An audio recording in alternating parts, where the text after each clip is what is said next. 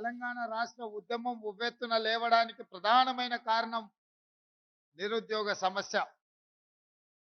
ఈ ఉద్యోగ నియామకాల కోసమే లక్షలాది మంది తెలంగాణ విద్యార్థులు, నిరుద్యోగ యువకులు తెలంగాణ ఉద్యమ బాట పట్టి తెలంగాణ రాష్ట్ర సాధనలో ముందు భాగాన నిలబడి తెలంగాణ రాష్ట్రాన్ని సాధించుకున్నారు.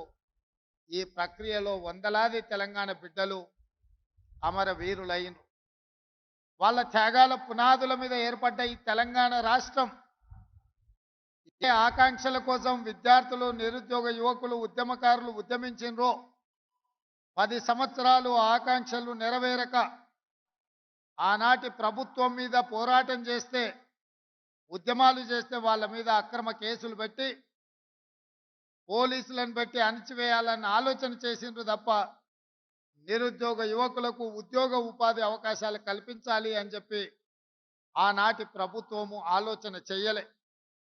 ఎంతసేపు ఆనాటి ప్రభుత్వానికి తమ కుటుంబ సభ్యుల యొక్క ఉద్యోగాల గురించి మాత్రమే ధ్యాస తప్ప తెలంగాణ రాష్ట్రంలో ఉన్న నిరుద్యోగ యువకుల యొక్క, విద్యార్థినుల యొక్క ఉద్యోగ అవకాశాల గురించి ఎన్నడూ ఆలోచన చేయలే. అందుకే 10 సంవత్సరాలు సుదీర్ఘంగా ఎదురు చూసిన విద్యార్థులు ఇక ఈ తెలంగాణ రాష్ట్రంలో మాకు ఉద్యోగాలు ఇస్తా అని భ్రమపెట్టి మమ్మల్ని వంచిన వాళ్ళను వాళ్ళ ఉద్యోగాలు తొలగిస్తేనే మాకు ఉద్యోగాలు వస్తాయని మీరు కంకణ బద్దులై మీ ఉద్యోగ ఉపాధి అవకాశాలలో మిమ్మల్ని మోసం చేసిన వాళ్ళ యొక్క ఉద్యోగాలు తొలగించడంతో ఈరోజు మీ ఉద్యోగాలకు ఉన్న అడ్డంకులు తొలగిపోయినాయి. నేను ఒక్క మాట గుర్తు చేయదలుచుకున్న మా చెల్లెళ్ళందరికీ, ఆనాడు నిజామాబాదు జిల్లా ప్రజలు 2019 పార్లమెంట్ ఎన్నికలలో కల్వకుంట్ల కవిత గారిని అక్కడి ప్రజలు ఓడిస్తే కన్న తండ్రిగా కేసీఆర్కు దుఃఖం వచ్చింది. ఎంబడే తన కూతురికి శాసన మండలి సభ్యురాలుగా తిరిగి ఉద్యోగం ఇచ్చుకున్నాడు తప్ప మా స్టాఫ్ నర్సులైన మా చెల్లెళ్ళ ఉద్యోగాల గురించి ఒక్కసారి కూడా ఆలోచన చెయ్యలే. నేను అడుగుతున్న ప్రతిపక్ష నాయకుడైన చంద్రశేఖరరావును, ఎప్పుడు నీ కుటుంబము, నీ బిడ్డ, నీ కొడుకు, నీ అల్లుడు వాళ్ళ ఉద్యోగాల గురించేనా నీ ఆలోచన? మా పేదోళ్ళ బిడ్డలైన మా చెల్లెళ్ళ ఉద్యోగాల కోసము, ఆ ఉద్యోగ అవకాశాలు వస్తే వాళ్ళు జీవితంలో స్థిరపడి పెళ్లిళ్ళు చేసుకొని కుటుంబ సభ్యులను ఆదుకునే అవకాశాన్ని ఎప్పుడైనా ఆలోచన చేసిండ్రా?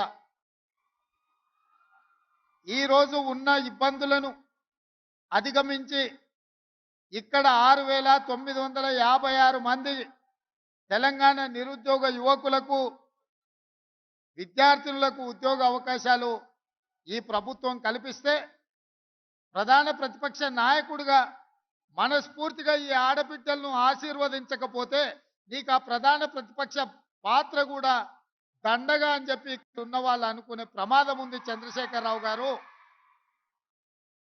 ఒక పక్కన మేము వీళ్ళకు ఉద్యోగాలు ఇవ్వడానికి ప్రయత్నం చేస్తుంటే, అడ్డంకులను తొలగించి ముందుకు వెళ్ళాలని ఆలోచన చేస్తుంటే, ఇంకొక పక్కన నీ అల్లుడు ఈరోజు ఈ ప్రభుత్వం మీద వీళ్ళకు ఉద్యోగాలు ఇవ్వాల్సిన అవసరం లేదన్నట్టుగా మాట్లాడుతుండు. మీరైనా పిలిచి మీ అల్లుడికి గడ్డి పెట్టండి.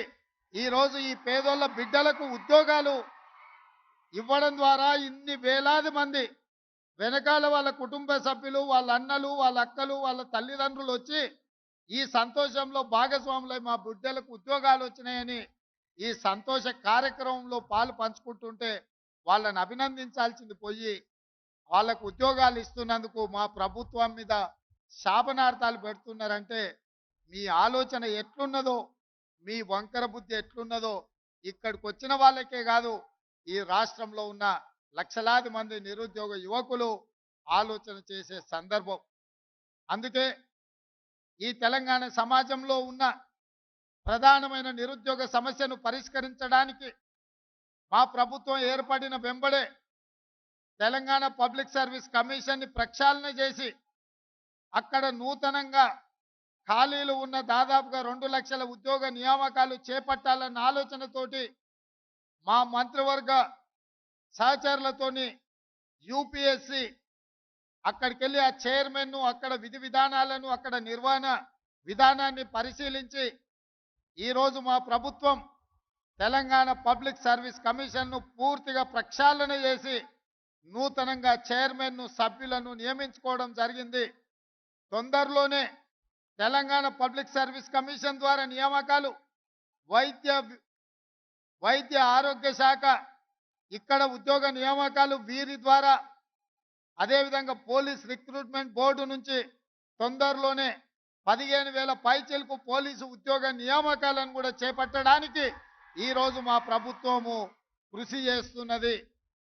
మా బాధ్యత, మాకు ఉద్యోగాలు వచ్చినాయని మేము సంతోషంగా మా కుటుంబ సభ్యులతో విలాసవంతమైన జీవితం గడపడం కాదు, రోజుకు 16 నుంచి 18 గంటల వరకు పనిచేస్తూ మా మంత్రివర్గ సభ్యులు ఏ విధంగా ఈ నిరుద్యోగ సమస్యను పరిష్కరించాలి, మీ జీవితాలలో మీ కళ్ళల్లో వెలుగులు చూడాలి, సంతోషాన్ని చూడాలి అని ఈ ప్రభుత్వము కృషి చేస్తున్నది. తప్పకుండా ఈ తెలంగాణ నిరుద్యోగ యువకుల యొక్క కళ్ళల్లో సంతోషం చూడడానికి మా ప్రభుత్వం కట్టుబడి ఉన్నది. శ్రీమతి సోనియమ్మ ఆశీర్వాదంతో ఏర్పడ్డ ఈ తెలంగాణ రాష్ట్రంలో రాహుల్ గాంధీ గారి నాయకత్వంలో, మల్లికార్జున్ ఖర్గే గారి నేతృత్వంలో తెలంగాణ రాష్ట్రాన్ని మరింత బలోపేతమైన తెలంగాణగా నిర్మించడమే కాదు, విధ్వంసమైన తెలంగాణను పునర్నిర్మించడంలో మా శాయశక్తుల కష్టపడతాం. మీకోసమే అహర్నిశలు కృషి చేస్తాం. నిరుద్యోగ యువకులకి వేదిక మీద నుంచి నేను భరోసా ఇస్తున్నా, సంవత్సరం తిరిగే లోపల 2 లక్షల ప్రభుత్వ ఉద్యోగ ఖాళీలను భర్తీ చేసే బాధ్యత మాది. ఇచ్చిన మాట నిలబెట్టుకుంటాం. ఆనాడు 2004లో తెలంగాణ రాష్ట్రాన్ని ఇస్తానని కరీంనగర్ గడ్డ మీద నుంచి శ్రీమతి సోనియా గాంధీ గారు మాట ఇచ్చిండ్రు. ఇచ్చిన మాట నిలబెట్టుకొని 2014లో తెలంగాణ రాష్ట్రాన్ని ఏర్పాటు చేయడం జరిగింది. అలాంటి మాట తప్పని మడమ తిప్పని శ్రీమతి సోనియా గాంధీ గారి నాయకత్వంలో ఏర్పడ్డ ఈ ప్రభుత్వం మీకు ఇచ్చిన మాట నిలబెట్టుకుంటుంది. మీ నిరుద్యోగ యువకుల యొక్క ఆకాంక్షలను నెరవేర్చడానికి తప్పకుండా 2 లక్షల ప్రభుత్వ ఉద్యోగ ఖాళీలను భర్తీ చేస్తాం. మీ కళ్ళల్లో ఆనందం చూసి ఫామ్ హౌస్లో ఉన్న వాళ్ళు కుళ్ళుకున్నా,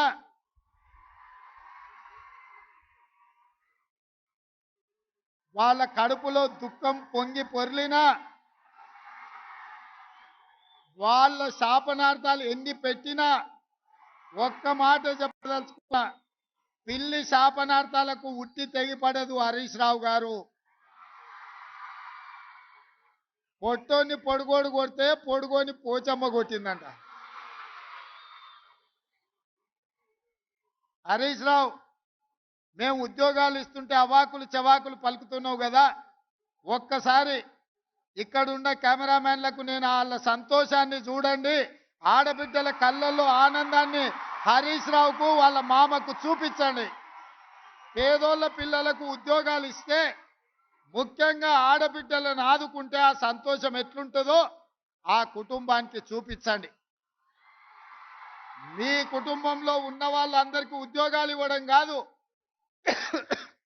మా పేదోళ్ళ బిడ్డలకు వాళ్ళ కుటుంబాలలో చదువుకున్న యువతీ యువకులకు ఉద్యోగాలు ఇస్తే ఆనందం ఎట్లుంటుందో, ఈ మరవలేని ఆనందమైన క్షణాలు ఈ ఎల్బీ స్టేడియంలో నలుమూలల ఈ సంతోషం అలుపుకున్న ఈ పూర్తి వీడియోను అటు చంద్రశేఖరరావు ఇటు హరీష్ రావుకు చూపించాల్సిందిగా కోరుకుంటూ, ఈరోజు వైద్య ఆరోగ్య శాఖలో ఉద్యోగాలు నియామకాలు చేపట్టినాం.